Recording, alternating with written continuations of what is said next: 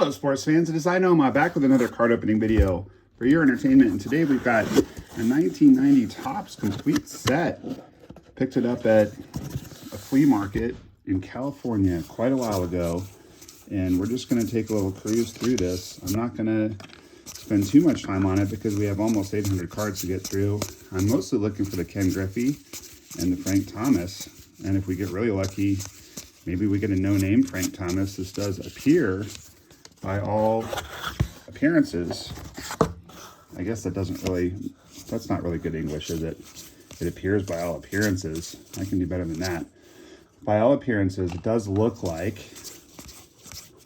we've got a virgin set that has not been looked through before. It's not factory sealed, but unless someone has gone through and taken some cards but was just really careful about it, I'm pretty sure that this is a fresh set, and I'm just putting a few cards aside that I'm interested in. The rest of them, ooh, that's kind of cool. Got it backwards. I don't know why that's backwards, but we'll put it aside, I suppose. If you want any of these cards, it's probably going to be a second before I donate this set minus the cards that I want to keep to Goodwill. So if you want any of them, you let me know and we can certainly talk about it. I'm happy to send you a few for free if you want. If you want a whole lot of them, I have to charge you shipping, but I don't need them. So this is just kind of a little fun thing that I thought I would do. I've become kind of interested in the Ken Griffey Jr. Bloody Scar variant, and I will be doing a video about that at some point. So why not pull one, and why not discuss it in that way? So the Bloody Scar, basically, it's he had a cut on his arm and they airbrushed it out, but there's varying degrees of how well they airbrushed it out, and there's varying price points on eBay. There's Frank. That actually looks really good. It actually looks really good. It's well printed, it's well centered. Unfortunately, it's not the no-name, but it definitely looks like it would gem up or maybe be a 9 at worst. It's a little warped, as all of these are, just because of the age of the cards, and they weren't packed quite fully in there. There's a little bit of space, so they just kind of warped over time, but that flattens out once you put it in a top loader like I just did. There's a Curt Schilling rookie card. That's pretty cool. Curt Schilling, I don't think he's ever going to make the Hall of Fame, and it's too bad. He actually recently told them not to consider him, and they've been, he's been getting closer and closer, but he's actually like literally asked to be withdrawn from consideration, which I think is absolutely nuts. I don't know what's going on with the guy. It's just weird. So these are, you know, kind of funky looking cards, in my opinion. And the puppy chimed in. I don't know if you could hear that in the background, the little bark. But I remember not loving this design when it first came out, and I think they were just trying to look really modern. There's a nice Sammy rookie, and PC guy Will Clark. Put that one aside. I just thought that they looked really busy. I still think that they look really busy, but that's its own issue, I suppose. I mean, some people really like a busy looking card. Kind of up to you what you think. Maybe some of you are here because of the video that I posted that was all about the 2024 set that's coming out, which I think looks pretty good. Some people are really not digging on the neon, and some people are really not digging on the fade from the top to the bottom, which the 1986 set had dark on top, white further down. We just passed Tyler Houston. I didn't pull that card, but I caught a batting practice home run once that Tyler Houston hit. Pretty cool. Out in right field at Coors Field, back when I lived in good old Colorado. Flying those colors today, as you can see. But anyway, yeah, this is not a set that really ever caught my attention, and I'm going through a major reorganization of my cards, and I'm donating probably half of them to Goodwill and to local schools. I just, over the years, that's, I think, a Rookie of Smoltz or a second-year card. As much as I do as far as personal opening, and now I'm starting to do breaks, there's just too much. So it's starting to be a little bit out of control. So we're letting some of these go to people that will hopefully really enjoy them. And again, if that's you, just let me know. I'm not going to take the time to part these out. I'm just going to give them to someone or somewhere that will appreciate them. Good old Barry. Still haven't hit the Griffey yet. I'm very curious. When we do hit the Griffey, his arm is either going to look pretty normal, or it's going to look pretty red, or it might be somewhere in between.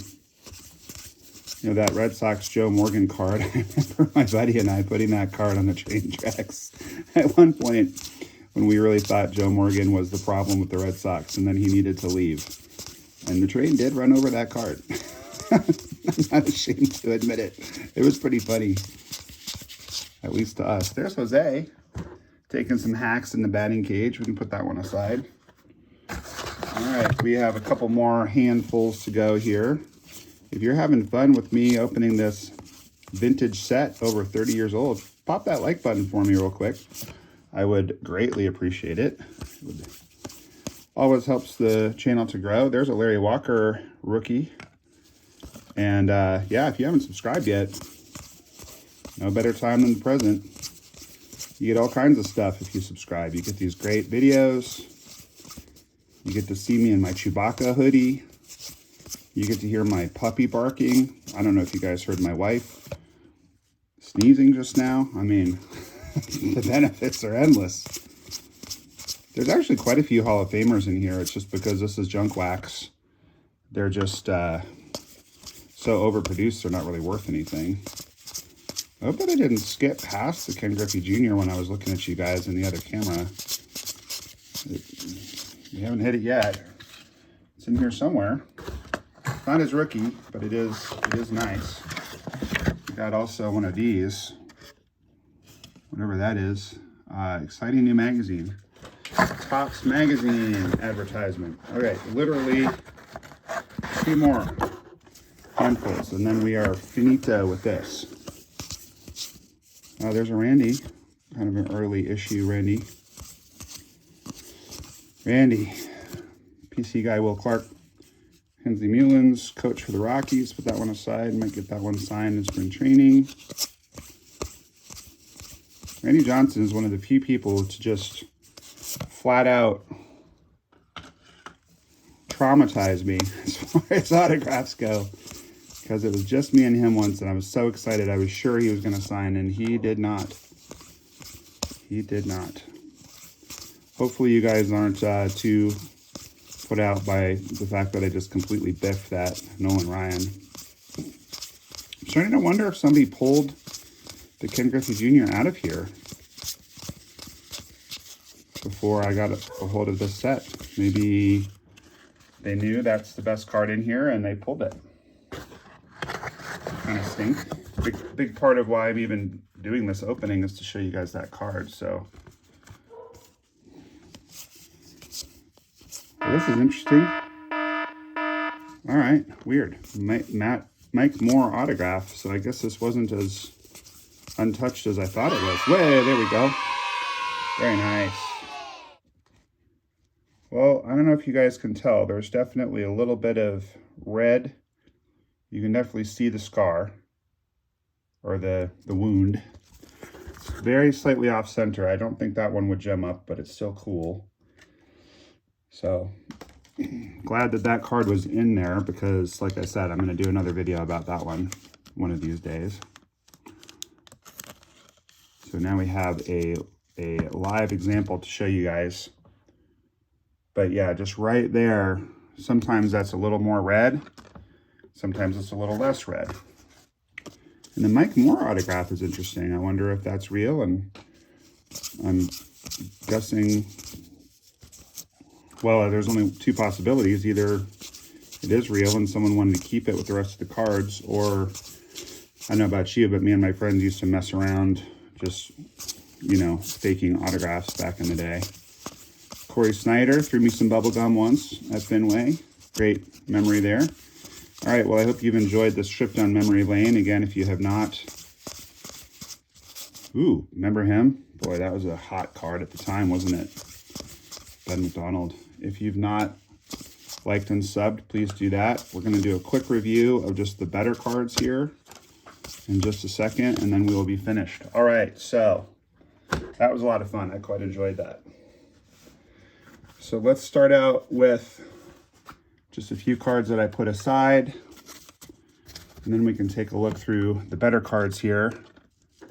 And I'm going to try to go pretty quickly through this, just since we're already up to about 11 minutes. Try to keep these videos nice and tidy for you guys. By the way, I mentioned the 2024 review. That video has gotten a lot of views. If you have not seen it yet, check it out. And also, by the time you see this, or shortly thereafter, I'll post my video of the biggest ripoffs on eBay and biggest scams on eBay. This card is one of them. Somebody's got this card up there for nearly $1 million because they graded it as a 10.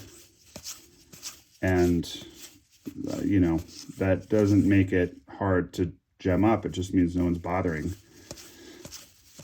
to submit that card. It's not worth $1 million. It's not even worth $100. But they say pop count of 2. Not that that matters. All right, so these are the two big cards out of here. Kind of hoping to get a Frank Thomas no name, or at least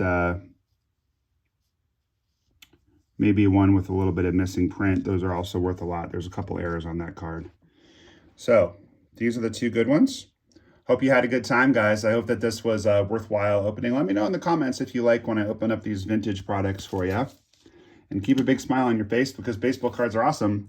And Noma loves ya. Enjoy the rest of your day, guys. What's up? I'm Kevin Millar. Nomar loves you.